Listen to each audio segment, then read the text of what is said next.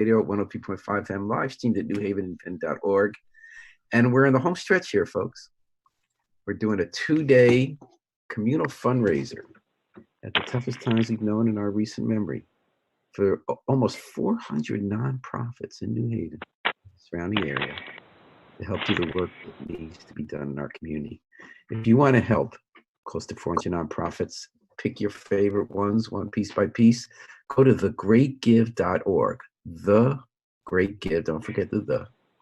And you'll see, Harry has it up on the screen if you're watching on Facebook, $2.5 million raised, 390 organizations. Man, they're coming through. That's a record, folks.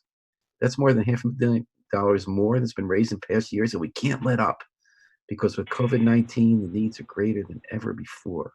And our guest this half hour is going to tell us how they're dealing with this at one of our great healthcare institutions in our community, Gaylord Hospital. And Tara Knapp is joining us. Hello, Tara. How you doing? I'm great. How are you? Thanks for having me, Paul. Good. Is there any way, you don't have to if you're not comfortable, that you'd like to put on the video function for this chat? Because some of our people do watch this on Facebook. Other people are listening on radio. Well, I would love to, except I don't have a video on my computer. I just have a monitor and keyboard, and it doesn't have a camera. So unfortunately, you'll all But that's just have not to... necessarily unfortunate, because I was reading in the New York Times that Zoom communication does not bring us as close as non-visual communication on the web.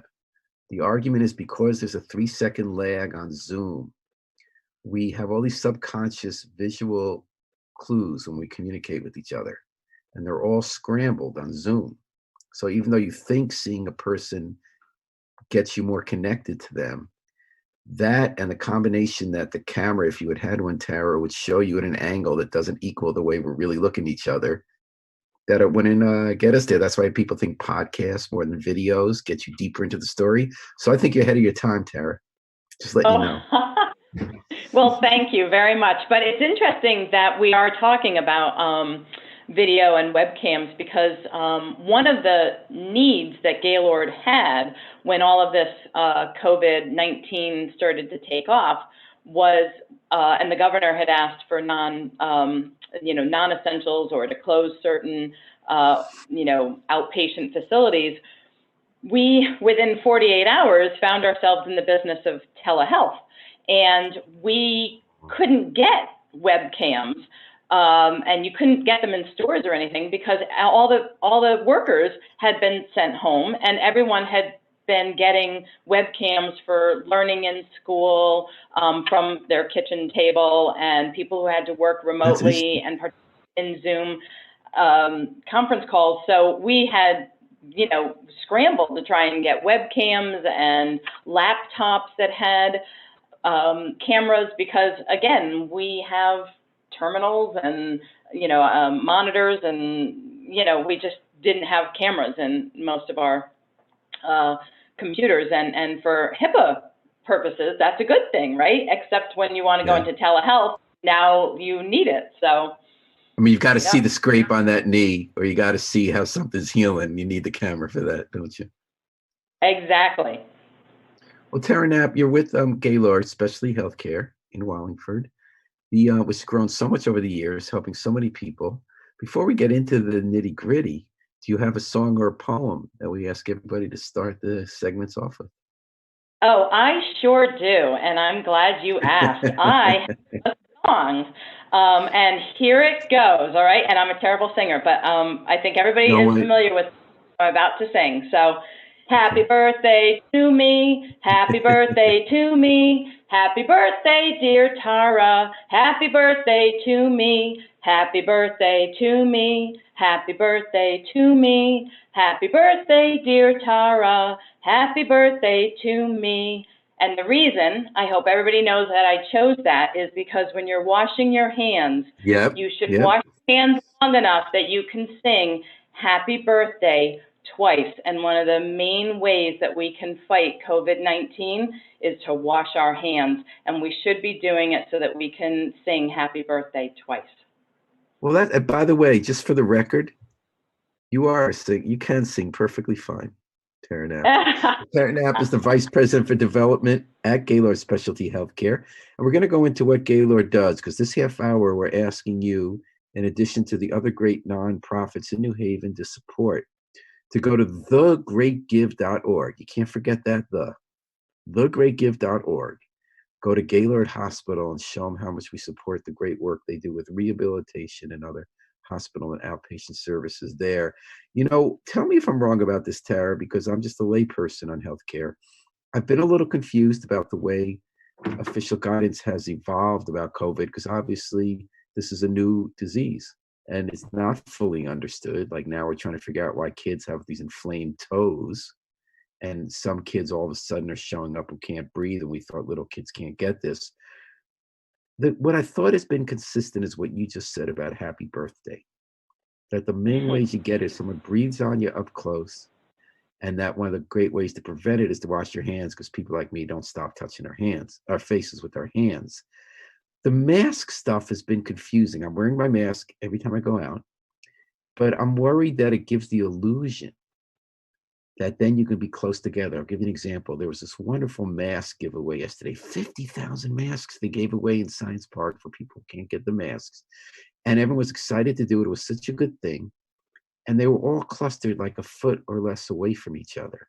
And one thing I got early on from the CDC was that you can get a false sense of safety that while masks are good and it reduces the likelihood that you'll infect others or will get infected, it can't contain the transmission of someone coughs or sneezes or breathes on you. And that what's more important is to be 6 feet away. Am I right about that?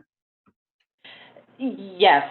So just for the record, I am not clinical. So, but your question is a really good one. And masks work if everyone is wearing one, because it's not. And we have to make sure that the nose is completely covered and the mouth is completely covered.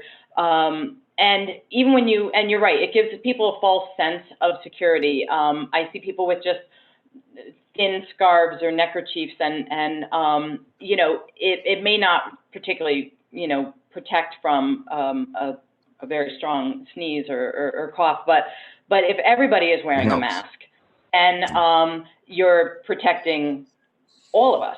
And there was a really funny meme on Facebook, and they were trying to explain it, and it was talking, and I hesitate to even share this because, quite frankly, it was somewhat crass, but it made sense. Just between us, and a lot of people passing it around. I don't know if you saw it, where it was like if neither person has pants on and somebody pees, it gets on you. But if you're wearing pants, less gets on you. But if they're wearing pants, then it doesn't. It only stays with the person who's peeing. And it's an idea. You want to all be wearing masks.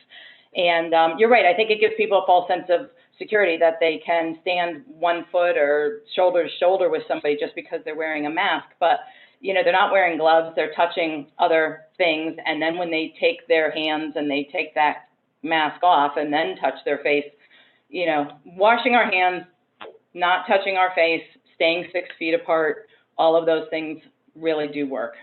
And isn't it true that even though masks clearly reduce the spread, that unless you're wearing an N95 that you've never touched with your fingers, it can't fully keep out the microparticles? I mean, this is such a tiny, even though it looks so cool when we look at the models as coronavirus, it is a cool looking molecule. It is so tiny, so like a fraction of a hair. There's no way that these masks keep it all out. Correct. The N95 is the best. But again, with an N95, you need to be fit tested. So you don't just off the shelf. There's a whole test that's done to make sure that it is actually fitted well on your face and does not let any droplets in. So, and we really want to preserve the N95s for our staff that are on the front lines. You know, the staff at Yale and Bridgeport and Milford and Midstate and Hartford and Gaylord and all of our healthcare providers. So Tara Knight from Gaylord Specialty Healthcare is on this half hour of our Great Give Radiothon. The Community Foundation for Greater New Haven brings us together in our area every year to raise money for the frontline, hundreds this year, 390, hundreds of nonprofits that keep people fed, keep them healthy, keep them safe, keep them alive, and keep them nurtured in all ways, body and soul. And that work is more important than ever this year because of the fallout, which we're just beginning to see of COVID-19. So this is the time to head out to thegreatgive.org, head out virtually on your computer, and to donate. We're asking you this half hour to Gaylord Specialty Healthcare. And if you feel like it, we'd love it if you threw some love the way of the New Haven Independent and Online Journalism Project, WNHH Radio, and Valley Independent Sentinel. So Tara, Gaylord, it started out small. It's now a huge institution. What is the main mission of Gaylord, and what kind of work are you doing these days? So, for those who are not familiar with Gaylord, we have been around for over a century. We started as a tuberculosis sanatorium. A group of doctors in the New Haven area got together and created the New Haven Anti-Tuberculosis Society, and they felt that the best way to deal with the scourge of that great white plague, which was called tuberculosis, which was also an airborne disease, was to open a sanatorium. And they had found this tract of land. Dr. Gaylord from Branford was part of that anti-tuberculosis group, and said, I'll sell you our farm in Wallingford. And at the time, the cure was fresh air, good food, and exercise. And we did that really for the first 50 years of our existence. And when streptomycin was discovered as a cure, we were able to change into this emerging world of rehabilitation. And we knew that we were well suited for chronic diseases because we had been doing it for over 50 years. And we had a lot of men coming back from the war who had lung issues, or who had been somehow or another, maimed, or had lost a leg, or been hurt in battle. You had miners, coal miners with black lung, and there was still, tuberculosis. And we were able to reinvent ourselves to be the organization we are today that focuses on medical management and rehabilitation of individuals who have very complex medical needs. So we specialize in spinal cord injury and traumatic brain injury, stroke, pulmonary disease, of course, and complex medical cases, post-surgical, people who come to us with sepsis, pneumonia, perhaps amputations. You usually have to have multiple comorbidities to be admitted to Gaylord. We are licensed as an LTAC, which stands for a long-term acute care hospital. And so in the continuum of healthcare, patients start at a short-term acute care hospital, an STAC, like Yale. And their average stay might be 3 or 4 days. And then for those that are really complex, they would then go to an LTAC like Gaylord, where our average length of stay is 25, 28 days. The next level, you might go to an inpatient rehab facility. After that, you might go to a skilled nursing facility. After that, you might have VNA home care. And after that, you could have outpatient. And there truly are some people who are that, compromised, that truly go through all of those levels in the healthcare continuum. It is always our goal at Gaylord to try and have you go and be discharged directly to home. And our commitment is to try and help you reclaim your life, your function, your independence. We are anchored by a hospital that is licensed for 137 beds, but we have a number of outpatient facilities as well. One in Wallingford, where we see a lot of our complex outpatients who need OT, PT, speech, neuropsych, or medical management. We have a wheelchair clinic. We have a prosthetic and orthotics lab as well. But we have because that's a lot of time when I think of Gaylord, I think of a lot of people who've either had strokes, and you guys really gradually get them back on their feet, and people who have lost a limb. And I see them, a lot of wheelchairs. It's a beautiful campus. Well, you kind of feel Oh healthy my. walking on into that place, and you do kind of do that sort of midterm as you're describing. You know, you've had the surgery at Yale New Haven or someplace, then you're spending the few weeks or the few months learning how to walk again, Yeah. regaining function. You guys are great at it, and I hope that everybody this half hour does go to thegreatgive.org, because we're in the home stretch, folks. The final Yeah. half day, or the final eight and a half hours, 8 3/4 of the Great Give. We're already shattering records this year, showing how much love and support there is in our community for people who need help more than ever. And you go to thegreatgive.org. There we are, 2.5 million. Harry, thanks for putting on the board. 390 organizations. We can't stop now. And this time we're doing Gaylord Specialty Healthcare, and we're talking to Tara. So Tara, I learned something new listening to you, which is, as I said, I always thought of Gaylord as this, like, beautiful campus where people learn to walk again after strokes or losing a limb. I didn't realize your DNA is a moment like this. Gaylord exists Yes.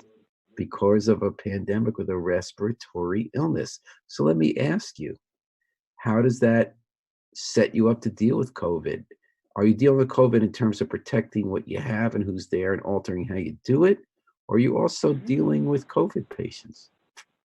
So both, and yeah, I think there is no better place to be than Gaylord. Our 118-year history in pulmonary serves us very well, and we are fabulous with ventilator weaning and with sort of getting people who have been deconditioned from being in a hospital for a long time or having pneumonia or being on a ventilator and getting them back up and out. And in terms of dealing with COVID, of course, we have done, all the things that you see other hospitals, of course, doing and following all recommendations from CDC and the DPH. We have an amazing infection prevention team. When this all started, we were meeting, daily and weekly.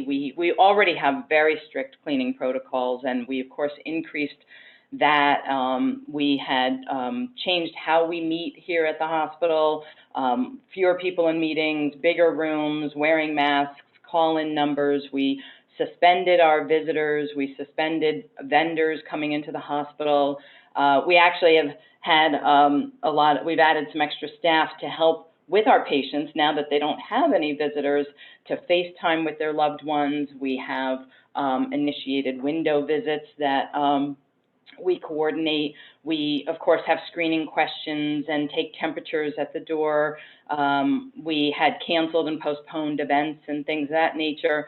But from a point of caring for the patients, we have infrastructure. We have the critical care pulmonologists. We have an amazing respiratory team. We have negative air pressure rooms. We knew exactly where we were going to cohort our COVID patients in order to make sure that we could maintain the, the sterility of the campus and of the patient areas, and to not spread COVID among our patients or our staff. And we have been very successful in doing that.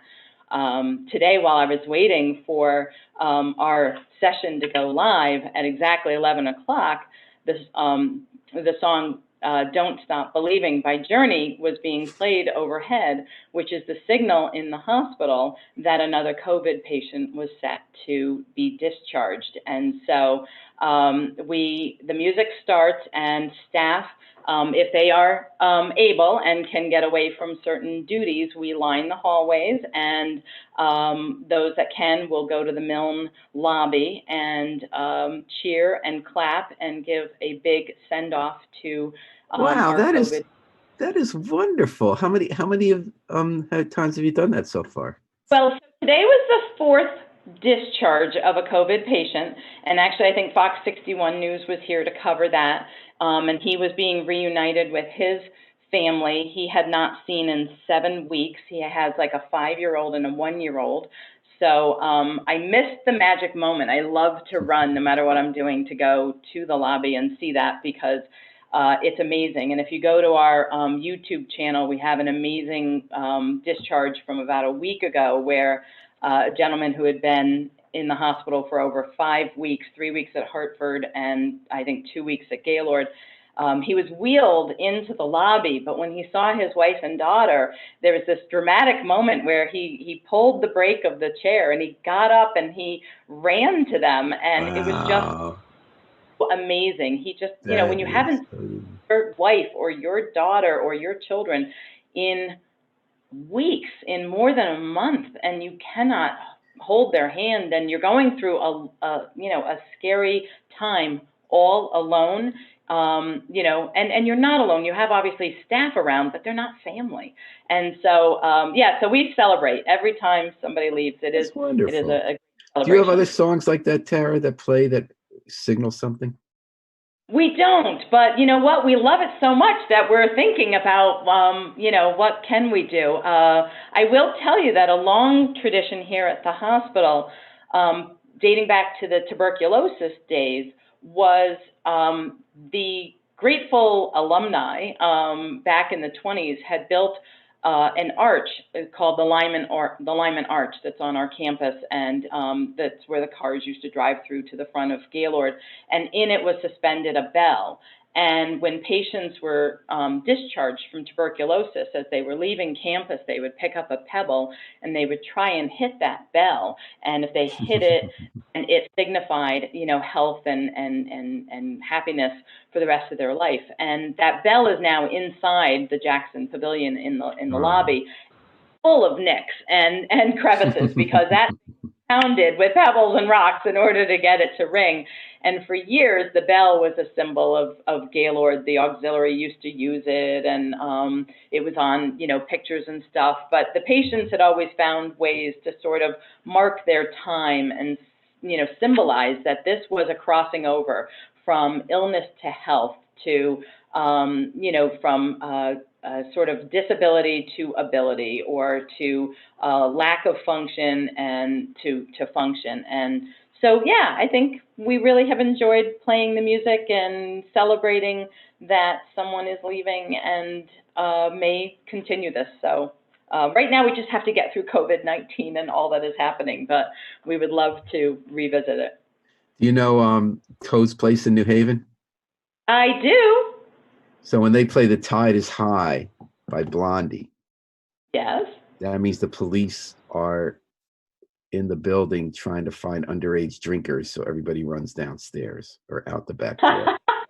But I think Gaylord's is a better one to celebrate. Tara Knapp, how are you feeling? Have you been, you and everyone around you, safe from COVID-19? Yes, I have to say, knock on wood, I'm hitting my head right now, knock on wood, I have been healthy, all of my family, my extended family, and everybody here in the PR, marketing, development offices, we've been coming in right through it, you know, coming to the office every day. Now we have all limited walking through clinical care areas and stuff, but you know, nonetheless, there's meetings and things you have to do, or if you want to run through the hospital when Journey is played overhead. But everybody has been very well. We have not had, you know, we've not been hit hard at all with, you know, people catching COVID-19, and I'm hoping, and like I said, you know, I'm singing happy birthday to myself all day long, so trying to wash those hands and use hand sanitizer and wear my mask, and everybody that's around me knows to do that too. So knock on wood, because we want you to have a lot of occasions to sing happy birthday when it's actually the day.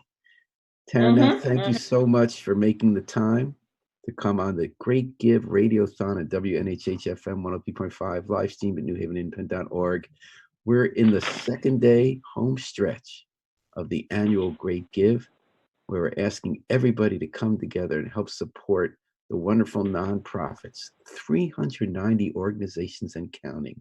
They're on the front lines doing the work to keep people fed, nurtured, safe, healthy, and alive. You can do that by going to thegreatgive.org. Don't forget thegreatgive.org from the Community Foundation. And pony up, thanks for the Gaylord Hospital. And we're going to be right back with Children in Placement after a musical interlude, courtesy of WNHH station manager, Harry Droz. Thank you. Thank you.